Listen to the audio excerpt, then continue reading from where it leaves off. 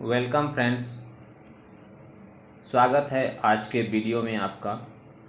इसके पहले हम लोगों ने जसपुर सामरी पाट प्रदेश, जो कि छत्तीसगढ़ का एक प्राकृतिक प्रदेश है, आज हम लोग देखेंगे छत्तीसगढ़ के प्राकृतिक विभाजन के अंतर्गत महानदी बेसिन के बारे में। महानदी बेसिन, जिसको हम छत्तीसगढ़ का मैदान भी कहते हैं, छत्तीसगढ़ का मैदान भी कहते हैं इसे, तो सबसे बड़ा प्राकृतिक विभाजन में इसी का सबसे बड़ा हिस्सा है। लगभग जो है 50.34% यानी 50% से ऊपर हिस्सा है महानदी बेसिन का। आप सबको पता होगा, बेसिन उसे कहते हैं जो नदियों के किनारे वाले हिस्से को। तो महानदी बेसिन छत्तीसगढ़ के मैदान से होकर गुजरता है, इसलिए इस छत्तीसगढ़ के मैदान को हम महानदी बेसिन कहते हैं। आप यदि संभाग की बात करें तो इसमें 3 संभाग मुख्य आते हैं। एक तो आता है बिलासपुर संभाग, और दूसरा रायपुर संभाग, और तीसरा दुर्ग संभाग। ठीक है, ये तीनों संभाग मिलाकर छत्तीसगढ़ के मैदान का निर्माण करते हैं। आप लोगों ने सुना होगा छत्तीसगढ़ को धान का कटोरा कहते हैं। कटोरा क्यों कहते हैं आज आप जान पाएंगे। ठीक है, तो छत्तीसगढ़ के जो मैदान है मुख्य रूप से 2 भाग में डिवाइड किया गया है। कैसे डिवाइड किया गया है? ये जो बिलासपुर है, दुर्ग है और रायपुर है, ये मध्य जो एरिया है ये है छत्तीसगढ़ का मैदान वाला हिस्सा, पहला हिस्सा। और इसके जो किनारे किनारे वाला भाग है, इधर देख पा रहे हैं आप, ये मैकल श्रेणी है ना, इधर राजनांदगांव, इधर धमतरी जो गरियाबंद है, इधर वाला हिस्सा ये पठारी हिस्सा है। यानी छत्तीसगढ़ के मैदान में भी 2 हिस्सा हैं, पठार और मैदान। तो बीच वाला जो ये हिस्सा देख रहे हैं आप, ये है छत्तीसगढ़ का मैदान वाला हिस्सा, और इधर किनारे किनारे वाला जो हिस्सा है ये पर्वत पठार से घिरा हुआ है। इस तरह से आप अगर इसको देखेंगे तो एक कटोरे की तरह दिखाई देता है। जब इसको आप क्या बोलते हैं, जो ड्रोन कैमरा से देख सकते हैं या फिर हवाई जहाज़ के माध्यम से जो कैमरा देखेंगे तो ये कटोरे की तरह दिखता है, इसलिए इसको छत्तीसगढ़ का कटोरा कहते हैं। और इस कटोरे में क्या है, धान। जो मैदानी इलाका है यहाँ पे धान का उत्पादन सबसे ज़्यादा होता है ना। यहाँ पे मुख्य विशेषता लाल पीली मिट्टी पाया जाता है, और धान का उत्पादन ज़्यादा होने के कारण छत्तीसगढ़ को धान का कटोरा भी कहा जाता है। और मैंने बताया शुरू में कि सबसे बड़ा भौतिक प्रदेश है ये महानदी बेसिन या छत्तीसगढ़ का मैदान, सबसे बड़ा भौतिक प्रदेश। इसका परसेंटेज भी मैं बताया 50.34, इस तरह से कुछ है, 50 से ऊपर है। अब हम लोग देखते हैं इसमें और कौन कौन से जिले हैं शामिल, है ना। तो बिलासपुर संभाग के अंतर्गत आप देखे होंगे ये कवर्धा, इधर मुंगेली, बेमेतरा, और इधर जो है गौरेला पेंड्रा मरवाही है, इधर कोरबा है ना, जांजगीर चांपा, रायगढ़। यहाँ पे आप देखेंगे तो अभी सारंगढ़ वाला हिस्सा भी आ जाएगा, और शक्ति वाला हिस्सा। इस तरह से रायपुर संभाग के सभी जिले आ जाएंगे, और दुर्ग संभाग के सभी जिले। अभी जो राजनांदगांव जिला जो इधर एमएमसी मोहला मानपुर अम्बागढ़ चौकी, उसको छोड़ के उसका कुछ हिस्सा आता है ना इस एरिया में, और कुछ हिस्सा इधर आप देखेंगे दंडकारण्य में आता है। तो उसको आप जिले को देख लीजिएगा। तो देखिए, सबसे पहले इम्पोर्टेंट क्वेश्चन बन सकता है यहाँ से, इसका आकार। जो महानदी बेसिन है छत्तीसगढ़ का मैदान है, उसका आकार है पंखाकार। पंखाकार कैसे है, देखिए यहाँ से आप देखेंगे इधर वाला हिस्सा बिलासपुर वाला संभाग है ना, इधर वाला हिस्सा बिलासपुर संभाग है इधर, और इधर वाला देखेंगे तो ये वाला है दुर्ग संभाग। ठीक है, और इधर वाला देखेंगे तो ये वाला हिस्सा है रायपुर संभाग। इस तरह से आप देखेंगे तो पंखे के ब्लेड की तरह इसके 3 ब्लेड दिखाई दे रहे हैं हमको। इस तरह से इसका जो आकार है पंखाकार कहा जाता है इसको, इसीलिए महानदी बेसिन या छत्तीसगढ़ का मैदान पंखाकार है। ये आप याद रखिएगा, एग्जाम में ये पूछा जा चुका है। जितने भी आप स्टार मार्क देख रहे हैं इस नोट्स में, वो सभी पूछा जा चुका है। ठीक है, तो देखते हैं अब और क्या क्या जानकारी है इसमें। सबसे पहले हम लोग देखेंगे मैकल पर्वत श्रेणी। ये राजनांदगांव जिले से शुरू होता है, कवर्धा, इधर आएंगे तो मुंगेली और इधर गौरेला पेंड्रा मरवाही, यहाँ तक ये फैला हुआ है। मैकल पर्वत श्रेणी का हम लोग पूछता है एग्जाम में, इसका हम लोग फैलाव देखे है ना। राजनांदगांव को अभी जो है और 2 जिले में तोड़ा गया है। ऊपर आप देखेंगे तो यहाँ पे आपको मिलेगा खैरागढ़, है ना, छुई खदान गंडई वाला, KCG बोल सकते हैं। तो इस KCG जिला को भी टच करता है। राजनांदगांव से शुरू होता है मैकल श्रेणी और कवर्धा, मुंगेली, इधर जो है गौरेला पेंड्रा मरवाही तक फैला हुआ है। अब इधर आप लोग जाएंगे इस मैकल श्रेणी के आगे तो आपको पेंड्रा लोरमी का पठार मिलेगा। पेंड्रा लोरमी के पठार से इधर आप आगे जाएंगे तो छुरी मतरिंगा उदयपुर की पहाड़ी है, ठीक है। और आपको बता दूं, जो छत्तीसगढ़ का मैदान है इसको 4 हिस्से में बांटा गया है। इधर उत्तर वाला हिस्सा है और इधर पूर्वी हिस्सा, इधर पश्चिमी और इधर दक्षिणी। तो इस तरह से इसको जाना जाता है। पूर्वी छत्तीसगढ़ के मैदान में कौन कौन से हिस्से आते हैं, कौन कौन से जिले आते हैं, ऐसा भी पूछा जा सकता है। तो आपको इस जिले को जो मैं मैप में याद करने का तरीका बताया था, उससे आप जिलों को देख लीजिएगा, उससे आपको पता चल जाएगा कि कौन सा किस हिस्से में आता है। अब अगला है इम्पोर्टेंट पॉइंट इसका, पेंड्रा लोरमी का पठार पूछा जाता है कि ये जो पेंड्रा लोरमी का पठार है किसका हिस्सा है।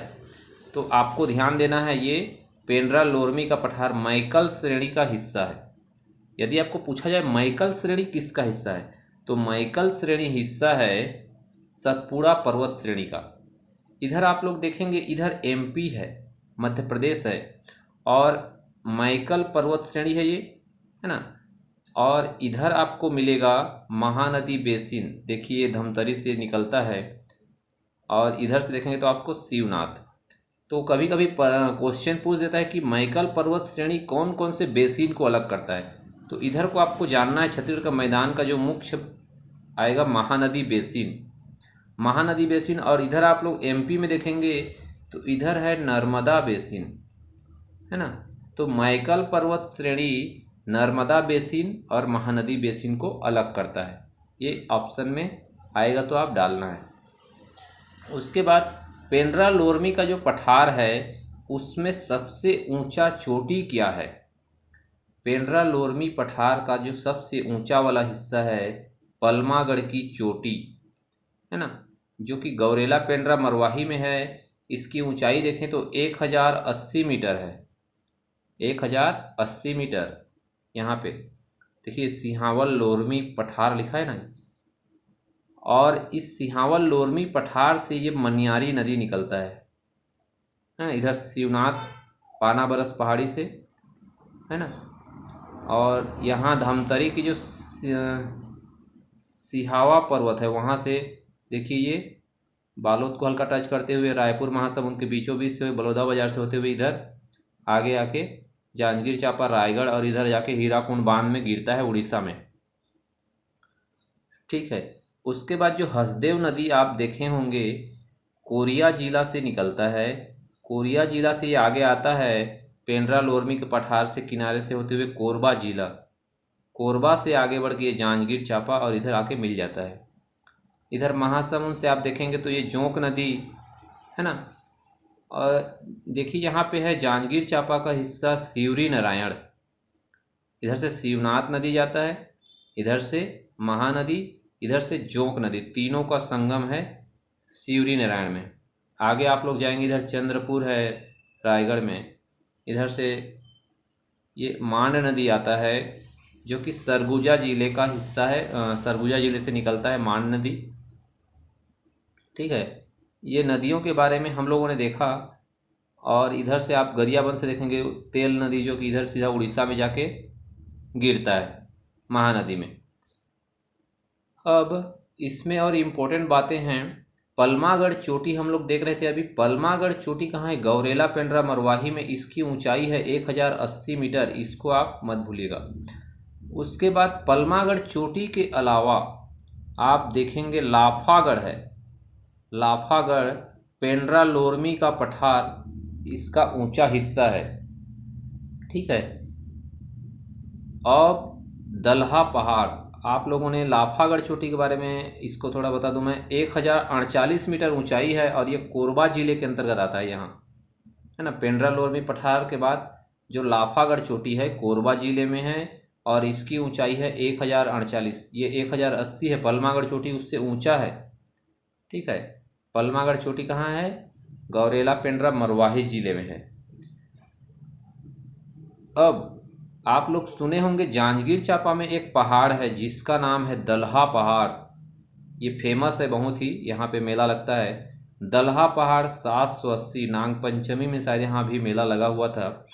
तो 780 मीटर ऊंचा है ये और जांजगीर चांपा में आता है दलहा पहाड़। ये आपको पूछा जा सकता है, कभी कभी पूछा जाता है कि नाग पंचमी का मेला कहाँ लगता है, तो आप दलहा पहाड़ मारिए। अगला है कलवारी पहाड़। कलवारी पहाड़ आता है राजनांदगांव जिले में। राजनांदगांव जिले के अंतर्गत आता है कलवारी पहाड़ यहाँ, ये आपको याद रखना है। अब इधर देखें तो एक क्वेश्चन बनता है कि छुरी मतरिंगा पहाड़ी, छुरी मतरिंगा उदयपुर की पहाड़ी कौन कौन से जिले में फैला हुआ है? तो आपको याद रखना है ये कोरबा, सरगुजा और रायगढ़ जिले में फैला हुआ है। कौन?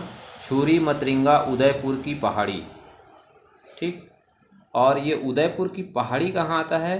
तो ये आता है कोरबा जिले में। उदयपुर की पहाड़ी है कोरबा जिले में, केवल उदयपुर की बात कर रहा हूँ। छुरी मतरिंगा उदयपुर बोलने से कोरबा, सरगुजा, रायगढ़ ये तीनों जिले में फैले हुए हैं। अब अगला है सोनबेरा का पठार, है ना। यहाँ का एक ऊंचा हिस्सा है सोनबेरा का पठार जिसकी ऊंचाई है 943 मीटर, है ना। ये गरियाबंद जिले में आता है ना। कभी कभी धमतरी मत मारना इसको, धमतरी और गरियाबंद के आसपास है ये सोनबेरा का पठार जिसकी ऊंचाई है 943 मीटर।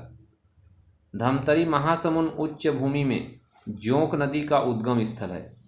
महासमुंद उच्च भूमि, आपको इसको बांटने के लिए बताया था मैं अभी। एक कटोरा वाला जो मैदानी हिस्सा है और ये उच्च भूमि वाला हिस्सा है ना, जहाँ पे पठार पर्वत, इस तरह से इसका निर्माण एक कटोरे की तरह होता है, इसलिए इसको हम छत्तीसगढ़ के कटोरा भी बोलते हैं।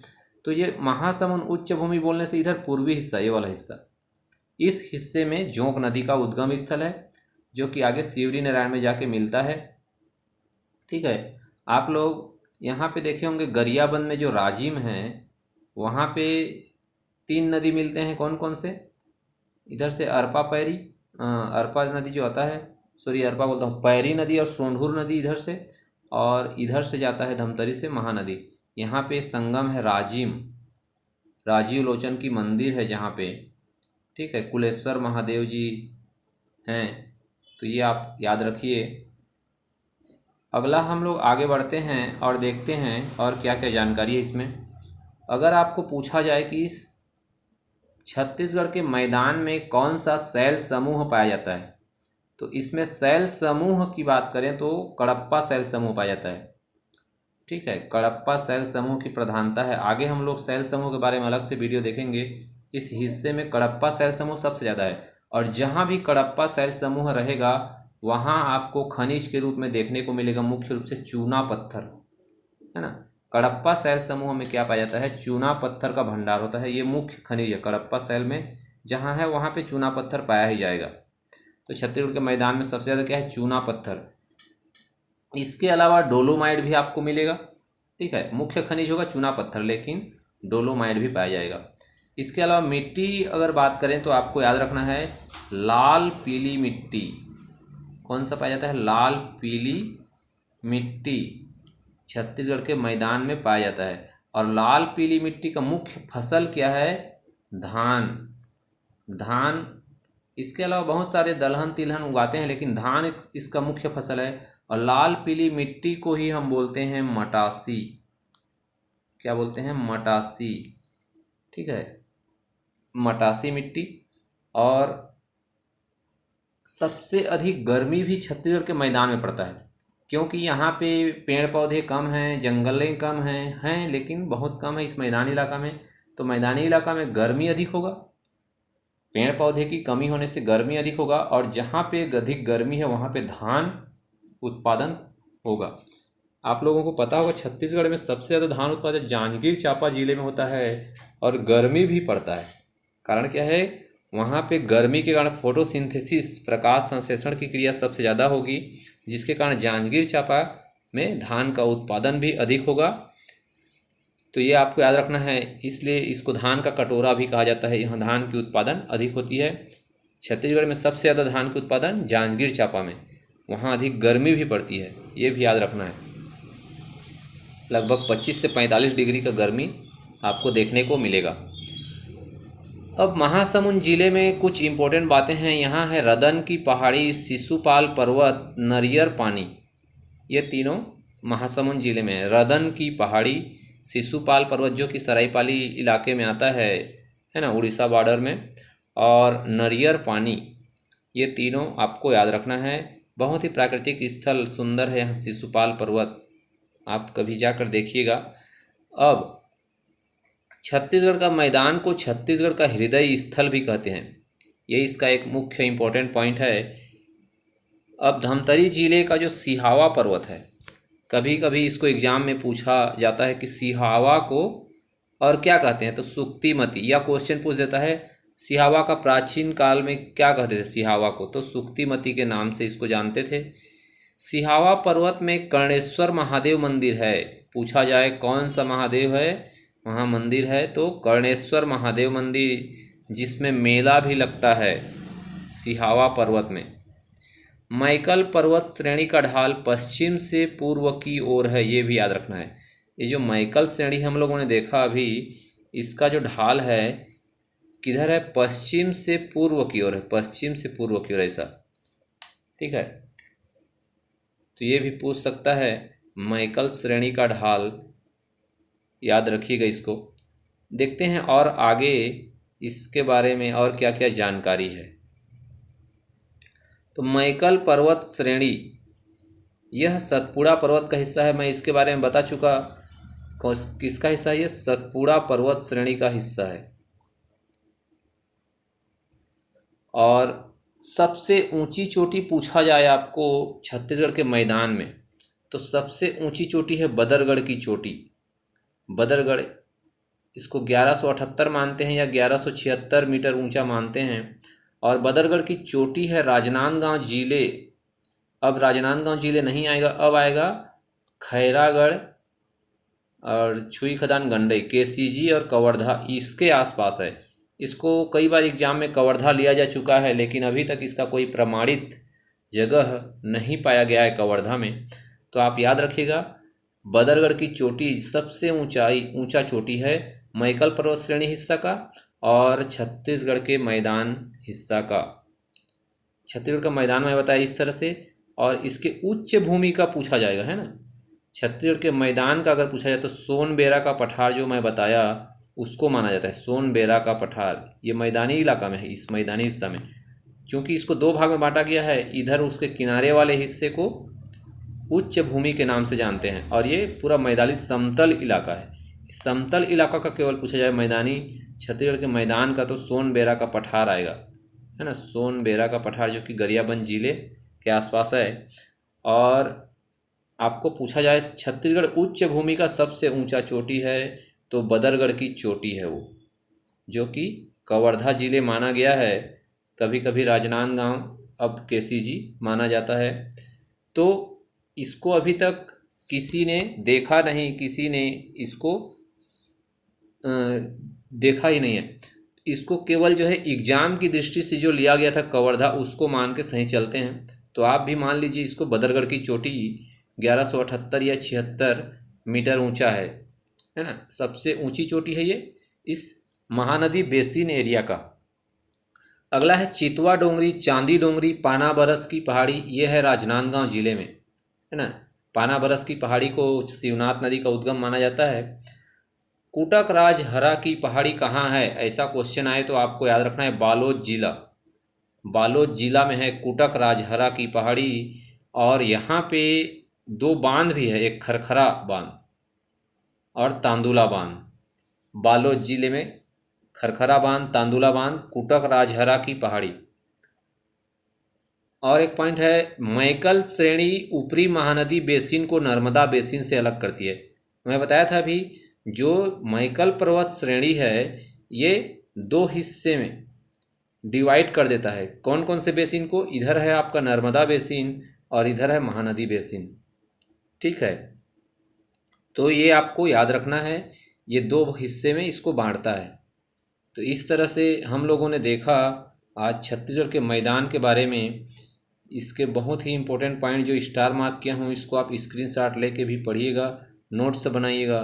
अगले वीडियो में हम लोग देखेंगे दंडकारण्य के पठार के बारे में। एग्ज़ाम पॉइंट्स को ही मैं लेकर आऊँगा और इसमें कौन कौन से इम्पोर्टेंट बातें हैं उसके बारे में हम लोग देखेंगे। तो बने रहिए चैनल पर। धन्यवाद।